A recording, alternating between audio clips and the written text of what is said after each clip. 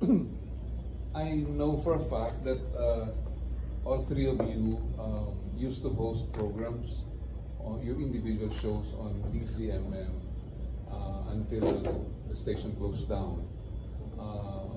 Can you tell us what happened to you between then and now?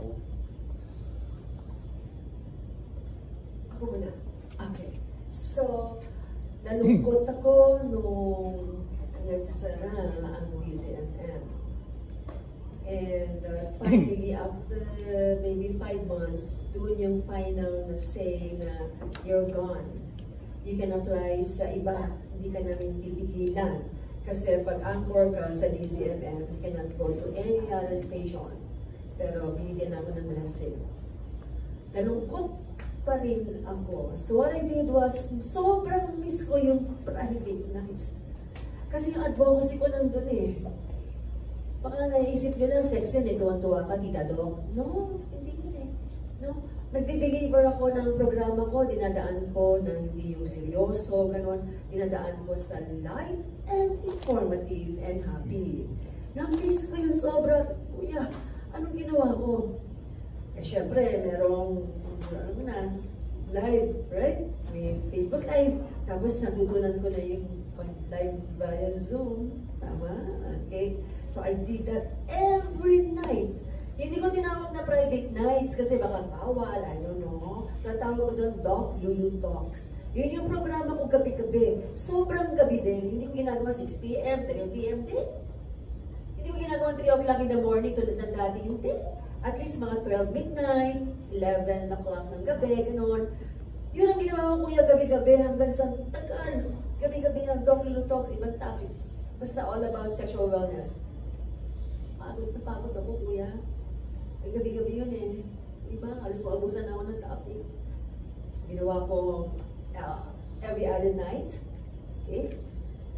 Napagod pa rin ako. Ang tagal ng COVID, diba? And then, naging 3 times a week hanggang sa medyo nag-mellow down na.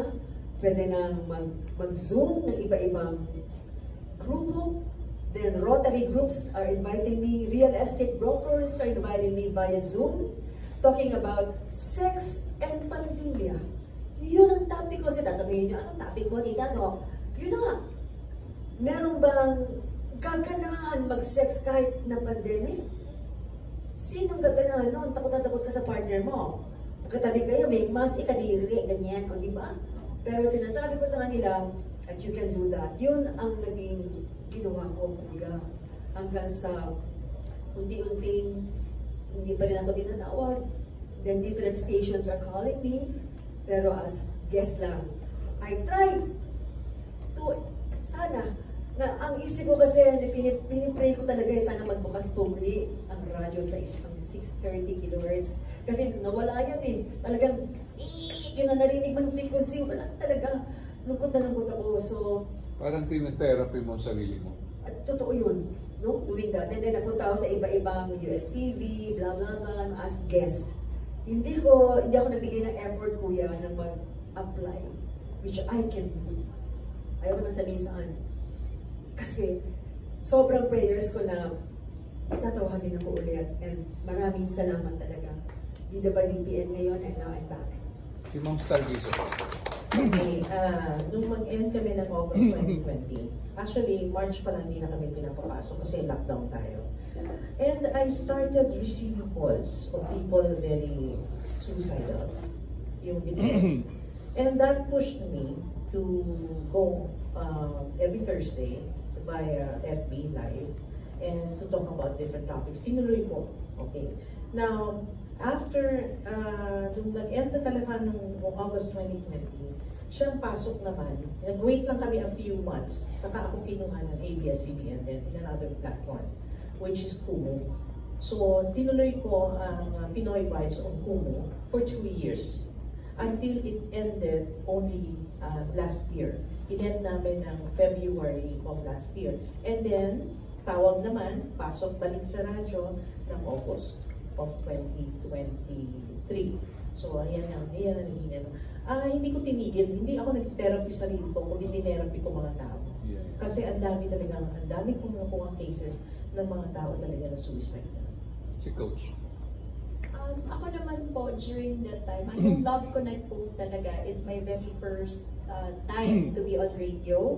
So ako po ay matchmaker tsaka dating coach. So more on private, nag-run ng company. But during that time na nag-close po yung DZMM, I was in the States and kinuha po ako ng FYE channel sa Kumu din. So doon po nagsimula yung brand na Coach Me, the Love Guru, the Love Coach. Kasi during pandemic, sa bahay tayo, nag-increase nga yung activity online. So sabi ko, why not prepare for love, dating, and relationship? Para pag nag-open uli, nagbukas uli yung mundo, you are free to to pursue kung sinong gusto mo. Kung gusto mo yung love life mo, nasa Amerika, nasa Taiwan, puntahan mo na. Kasi wala na parang naging borderless love na after ng pandemic. Kasi during the pandemic, kahit naman yung jowa mo ay nasa Batangas lang or nasa Marikina lang, hindi mo mapuntahan. Di para din kayong LDR. And so because of that, naging open tayo. Mas naging less yung restriction natin sa paghahanap ng magiging partner sa buhay. So ginawa ko po yung time na yun to encourage people, mag-self-improve ka, mag-exercise ka,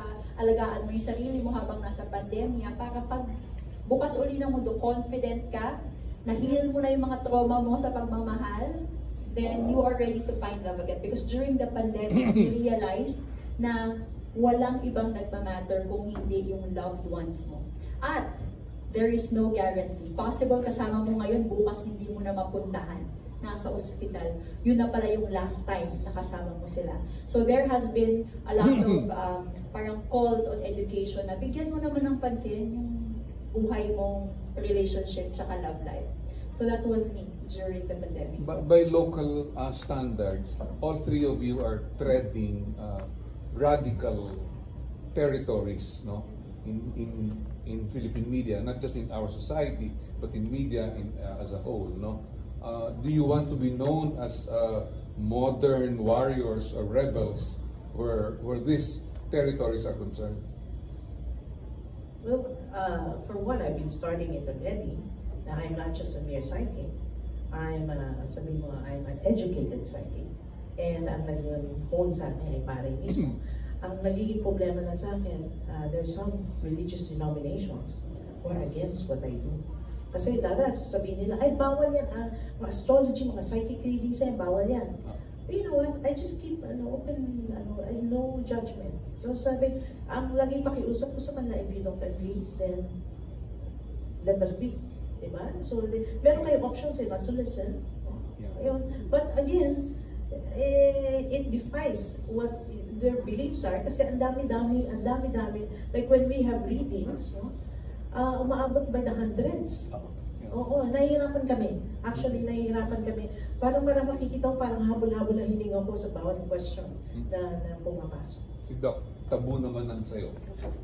Yeah. In the area. Okay, alam mo, Kuya, yes, sex is taboo sa Pilipinas. Pero other countries, things are about it.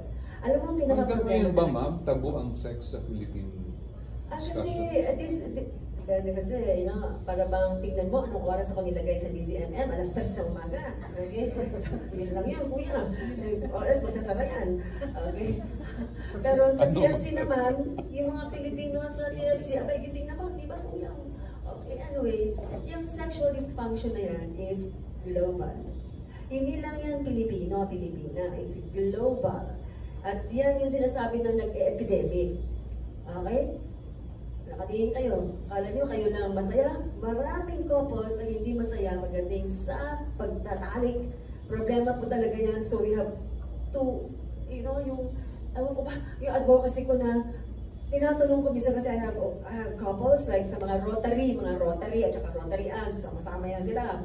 Then I ask each of them, lalaki at babae, I ask them, are you ginagawa bang maligaya ang asawa mo? Tawanan yung mga lalaki. Yung mga babae naman, mga aunts, hindi. Kasi, andun yung problema. Then I try to open their minds na hindi ito pag-usapan. Dapat pinag-usapan topics that I handle are not often talk about. Kasi nga, kakahiya No, hindi pa ako nahiya. Wala akong pakialam. Kahit na nagagalit kayo, talagang sasabihin ko kung ano yung problema based on science, based on your anatomy and physiology, kuya. Para maintindihan. Kasi alam mo yung sex na yan, para akala ng mga tao, alam ko na yan, hindi pinag-usapan, doktora. Talaga? Alam mo lahat? And if I start asking you something, you cannot even answer me. So, sinasabi mo sa akin, alam mo? That's my point. Even women, I ask them, how do you achieve, ito lang kuya, sabihin ko lang ha, how do you achieve your true orgasm? And then, may kinausap ako mga asawa ng mga OFW. Ang asawa nila ay mga seaman. Ang usap ko mga asawa ng OFW, may matanda, may bata. Then I ask them, isa-isa, what is true orgasm? What is true orgasm? Lahat ng tanong ko. Yung sabi nila, ay doktora, yung magtilik ang mata. Sabi, okay. Isa naman, ay pag nangangalmot ko, tita. Ganon. Yung isa naman, ang orgasm po, tita Doc. Kasi they call me tita Doc eh. Ano te? 3 anak. Ha? Talagang jaw drop ako eh. Like, hindi siya nagbibiro. Yun ang alam niya. So remember, you can get pregnant even you don't have your orgasm. Remember that, ha? Okay? Kahit na yung mga, yung tinatawag na withdrawal. Alam niyo withdrawal? Siyempre alam niyo yun, di ba, kuya? Okay? Yung withdrawal na yan, nakakabuntis po yan. Kaya ingat, sabi nila, mag-condom man, tita Doc, mag-condom. Pero nag-pre-cam ka, makakabuntis yan. Fertile yung asawa mo, kaya mo, tita Doc, buntis man siya. Doctora, when somebody tells you you are a sexual person, should you be happy or should you be flattered or should you be embarrassed?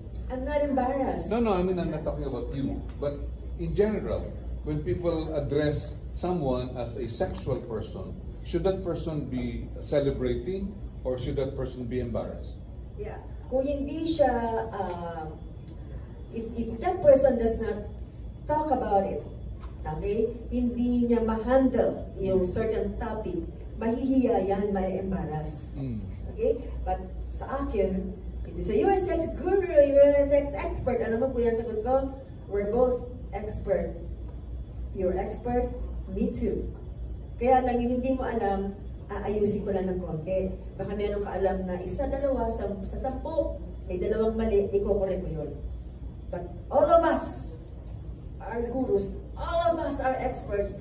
Hindi ko sinasabi, ako yun. No, hindi ako yun, kayo po yun. Okay? Ayun lang po yan. Yes, ma'am. Si Coach.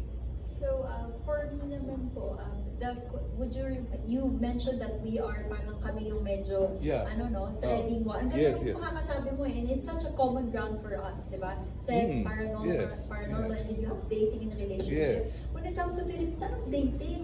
Landi-landi yan, di ba? Dati, I remember, pagdating sa yung mga magulang tsaka lola ko, pag nakita kang nakipag-date, kinabukasan kailangan mo ng pakasalan yan. You didn't really have that freedom to choose. That's why that's the tagline of my company, freedom to choose. Because, would you be a victim of your location just because, like katulad ako, kung pinanganak ako sa Masbate City, kung hindi ako umalis ng Masbate City, siguro by now, ilan na ang anak ko, at doon lang din ako nakahanap ng asawa, hindi ako nakapag-future studies. And ano lang din yung ano ko, di ba? Yung buhay ko, wala sana ako sa Love Connect. So what I'm saying is, what if yung the one mo, wala sa Pilipinas? What if wala sa probinsya mo, no? Dahil ba nireto, yun na yun, dahil siya lang yung option mo, what if naglakas ka ng loob na lumabas ng probinsya, lumabas ng bansa, di ba? And you get to find somebody na mas compatible sa'yo. So don't be a victim of your location, of the reto-reto circumstance. Find somebody who's really compatible for you. If it only takes na lakasan mo yung loob mo para mahanap mo kung sino talaga yung bagay sa'yo, then do it. Because hindi na tayo katulad before na walang option. Before, di ba? Actually, hanggang ngayon may stigma, sir, saan mo na-meet? Sa dating app. Pero sabi namin, common friend. Because when you look at studies, number 1 way that you meet partners is through common friend. But look at the studies, 10 years from now, you will meet your wife and husband through online dating. So it's going to change. And so, as part of that person na isa sa mga tao na nagsasabi na, you know what, you have to open up your mind. And so far sa Philippines, wala pa akong nakikita na talagang nagsasabi na you have to study dating. Kasi before ka magkaroon ng happy family, you have to be in a relationship. Before you be in a relationship, you have to learn how to choose. learning how to choose your mate is dating. Kung paano pagpili ng makakasama sa buhay. Yan po ang dating. No? Hindi ibig sabihin nakikipag-date ka that you're sleeping around. Hindi ibig sabihin nakikipag-date ka na lahat ng kasama mo ipapakasal mo na agad. Pumipili ka dahil alam mo kung gaanong kasiraan kapag nakapili ka ng partner na nagda-drug abuse, na alcoholic, na may history of chronic cheating. It's such a big problem. It affects the children. So it all boils down to the beginning, dating. So it's part of educating, sir, kahit medyo tabu pa. Thank you. Just like sex. Thank you. Ayan, maraming salamat dito, Nestor Cordero of Manila Bulletin. Ang dami nang gusto magtanong, no? Kanina, before the program started, nagkakahiyaan pa. Pero ito, ang next set of questions from Tito Glenn Sibonga of Showbiz Bongga. Yes, hello. Yun, nakakatuwa ang ating mga discussion. And, Coach B, kanina sabi mo merong di ba, merong celebrity ka na tinulungan. Can you tell us more about kung sino siya and ano yung mga naging requirement niya bago mag-undergo ng dating? So this celebrity used to be with ABS-CBN. She has been working with ABS-CBN since she was young. So of course, part of our matchmaking is confidentiality. I will not be able to divulge. But if you go to my Instagram, Dating Coach B, makikita mo yung picture niya, tsaka yung afam, nasa Palawan sila nakatalikod. So that's siguro magkakaroon na kayo ng idea, kasi blur lang namin yung mukha. But this person is really having a hard time dating, not because she wasn't beautiful. She's sexy, beautiful, accomplished. But the problem is, pag nakikipag-date siya, trust issues. Nakikipag-date ba to kasi celebrity ako? Baka gagamitin lang ako nito eh. So, yun yung naging positioning namin sa dating company namin. Na we're gonna help you find somebody na deserve mo, nakamatch mo. Hindi naman yung, oo nga, sobrang a shining star, tapos biglang since wala siyang makadate na ganong level, she would have to settle. We don't want that. Because they're also accomplished men na bagay sa kanya, no? But all we have to do is i-meet yung accomplishment na meron kami as clients, and ikaw naman na maganda, mabait, tapos humble pa, then we just connect their worlds. Kasi sometimes the reason why hindi mo mahanap yung the one mo is because lack of network. Marami nga siyang network of celebrity. Maraming successful. Pero hindi nagmamatch sa kanya kasi ayaw niya yung lifestyle na busy na nga ako sobra. Tapos yung partner ko pa, hindi mo pa makikita. So we matched her with a businessman who can work anywhere in the world.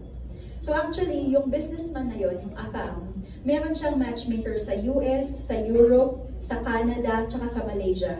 Pero sa lahat ng matchmaker that he was able to work with, sa Pilipinas na nga siya ngayon nag-base. Kasi yung matchmaker na sa Pilipinas, yun yung nakahanap ng the one. And he said that to us. That's why he said, Coach B, dito na ako magbe-base sa BGC. Kasi dito mo nahanap yung the one ko. And so, maraming ganon, yung businessman na nag-work online, di ba naman kailangan ng base na country, no? Pero kasi goal na nila sa buhay, since tapos na sila kumita ng pera, gusto nila mahanap yung the one na hindi sila lulukohin, yung hindi pera yung habol. So, super perfect tong celebrity ito kasi mabait, humble, and naghahanap lang talaga ng sincere na mapapangasawa. Kamusta na sila ngayon? So we've learned about the relationship 2 months ago. So super bago pa yung relationship. 2 weeks ago lang kami napabigyan ng picture na out. But there's so many relationships na hindi na lang din namin nalalaman until 3 years after, when it's wedding time. So it's part of the stigma also in the Philippines. Ayaw namin malaman na galing sa dating company. Ayaw namin malaman na reto ni Coach Lee. Kasi hindi pa kami ready. Gusto namin, pinakilala ng kaibigan, pinakilala ng whatever. So part of our education is hindi nakakahiya yun. Kasi mas maganda nga eh. Kasi may tumulong sa'yo na i-filter yung mapapangasawa mo. And that's us. That's what we do. How much is the fee? May anak. How much is the fee? How much is the fee? How much is the fee? To enter your dating opo. Ang dating company po kasi namin, meron siyang social club. Ito yung parang mga samahan ng mga singles. Mura lang naman siya kasi parang yearly fee. And pasok siya sa parang kita ng mga Pilipino. Pero kailangan pa din pag-ipunan, di ba? Pero that's why itong dating companies, para to sa mga taong willing mag-invest sa relationship. Can you mention the amount? Okay, we can mention po, it's just 20,000 for 1 year. 20,000 pesos. 1 year na po yun. Every week meron kaming event sa mga singles. Ibig sabihin, imbes na nasa bahay ka lang, hindi naman talaga kakatok yung yung love life mo sa bahay. Lumabas ka, ipapakilala kita sa ibang single. Ikaw pa din mag-decide kung sino bagay sa'yo. In-expose lang kita sa option mo. I read in the New York Times that there's a school in Singapore where students are encouraged to fall in love. Yes.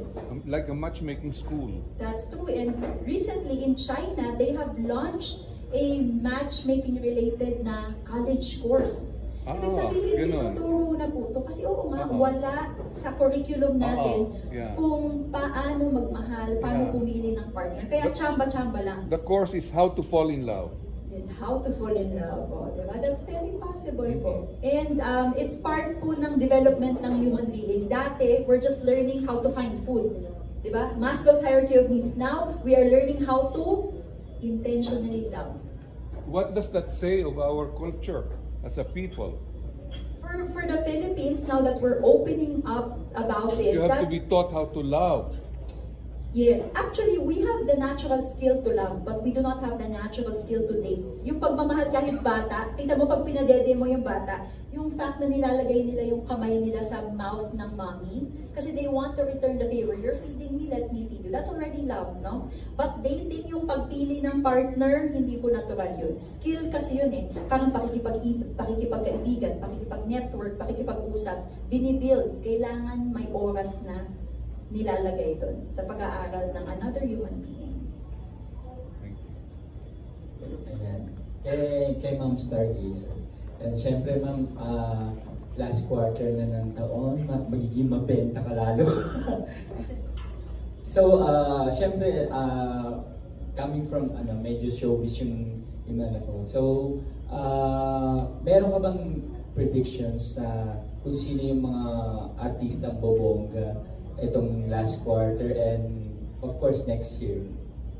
Wala pa. Hindi ko pa tinitingnan. Actually, kakaano lang But umiiwas kasi ako sa political. You know why? Yes. Okay. Sabihin mo man ang totoo, mababash ka. Sabihin mo hindi totoo, mababash ka pa rin. So, cryptic ako pag naglagay ng predictions. So, pag naglagay ako at merong ganito na letter R, merong ganyan, para na lang hindi to keep them guessing. But actually, tukoy ko. Ano ang reason bakit hindi ako masyado so although hindi naman bago na natatanong ako sinong presidente mananalo, whatever. May political din naman ako leanings di ba? So, ayaw ko lang, halimbawa, wala akong magawa kung itong ganitong presidente ang mananalo. Kaya lang, ang nangyayari kasi, ino-condition natin yung mind ng tao. Kapag nagano tayo, and I'm very responsible and ethical about that. Ayaw ko mag-condition dahil binihayaan ko ang tao pumili. Kasi pag sabi ni Star, hindi ba panalo na yan? And that, bubutuhin na lang yun. Ayaw ko. Kasi kailangan, yung right to suffrage, kailangan yun magawa nila. Pero lalabas din ako ng ganyan. Maglalabas ako. Kaya lang, naawa ako sa sasabihin ko hindi mananalo. Naawa ako. Kasi totoo lang, marami talagang pasaway na hindi mananalo. Kahit na sure siya na mananalo siya. Hindi siya, siguro alam mo na yung sinasabi ko. Kasi lalo na ngayon ma'am, meron tayong superstar at meron tayong star for overseas. Yes, oo, sabay-sabay. Pero meron, abangan niyo yan pagdating ng November, December, naglalabas na ako yan. Kasi ngayon, kapapasok pa lang, hindi pa yan nakukulit lahat. Hindi pa nakikita. Hindi ko alam kung sino matakbo. Pero setting aside yung politics, ma'am, Yes. General showbiz, sino yung nakikita yung talagang bobongga yung career sa showbiz? Alam mo, sa totoo lang, you watch out for the pairs ngayon, Yes. yung mga pares-pares. Opo. Bobongga sila, yung both GMA, both ABS. May pairs dyan na nangihiba, mga bobongga namin yan. Yun. Lalo po ngayon, merong may parating na movie, Ayan. ang Catherine at saka Alden. Yes. Ano po nakikita niyo sa... Maganda yan. It's very intriguing. Actually, ang maganda ang pangitain. Ibig sabihin nito, maraming lalabas na dami mong question, yung maraming kikiligin. Maraming lalabas na secrets. Wow. Oo. Pero syempre, surefire na ba box office Yeah. itong Yes. pelikula? Yes. Thank you po. Yes, last na lang kay Ma'am Lulu. Ma'am Lulu, syempre sa mga celebrities natin, meron ka bang mga payo pagdating sa sex? Kasi syempre, di ba yung mga celebrities natin ngayon medyo na rin, hot and Okay, so alam mo, yung pagtatalik na yan between celebrities, I don't care who you are, okay, is kailangan mag-ingat din sila. Okay? If it's the right time to get married, then it's the time to have babies. Hindi yung bago ka pa kinasal, doon ka na magkaka-baby. Okay, ganito lang yan. Kunyari may nag-asawa na celebrity couple. Okay? Ang sa akin lang, tulad na sinabi ni Coach V, yung pagmamahal dapat nakakonect. Okay? Remember, yung pagmamahal na yan, meron mo ng communication, and then connection para maging climax. I call it the triple C. Communicate, connect, climax. Pero pag nag-asawa na yan, nagtalip na sila, di ba? Tinuturo ko kasi how to have a baby boy, baby girl, scientifically. Not the Chinese calendar. Hindi ko totoo yun. Okay? Hindi rin yun dahil ang buwan nandito, lalaki yan, ang buwan nandito, boy yan, ganyan, girl. No. Scientific way of how to have a baby boy, baby girl, I can teach that scientifically. Pati yung mga positions po. Kasama doon yun. Kung gusto mo boy o girl, ituturo ko yan. Kaya lang, wala na oras sila. Lang po sa mga shows. At salamat po, Tito Glenn. Yun, ang next kong tatawagin si Kenneth Quinto of Kapamilya Kingdom. Pero may tanong lang po kay Dr. Lulu.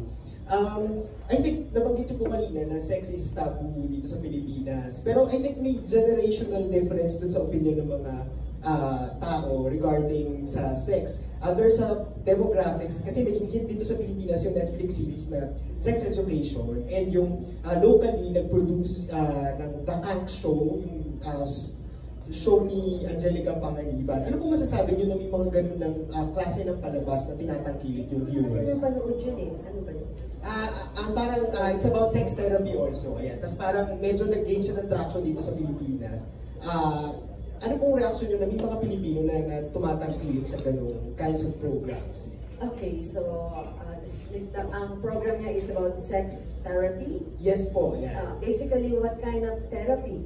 Ayan, yung una po, yung sex education, is about para mga high schoolers sila na then they're exploring their sexuality. Then, actually na-explain din scientifically kung ano yung pinagdadaanan nila. It was a very intellectual show. It's a series. Yes. Tapos yung isa naman, yung Angelica Panganiban, she played a sex therapist role. Doktora dun siya dun sa palabas, ganyan. Tapos she's giving out sex advice when she herself underwent a lot of problems in her sexual life. Yeah. Alam mo, hindi ko alam ilang taon siya eh, di ba? Ilang taon na siya? 30, siguro po mid-30s. Okay, remember yan, sex education na yan. The younger ang tao na in-educate mo, the better. Okay, meron mga age na you can actually educate young as 5 years old. This is sex education mo na yan. Ang tanong paano, you talk about ang lalaki nakapatong, ganun. No, pag meron kang apo o anak, paano mo tuturuan yung 5 or 4 years old? I don't know if that's the way she teach. I don't know kung ganun ang style ni Madam Angelique. Yung role po ni Angelica Panganiban sa palabas. I don't know. Ayan.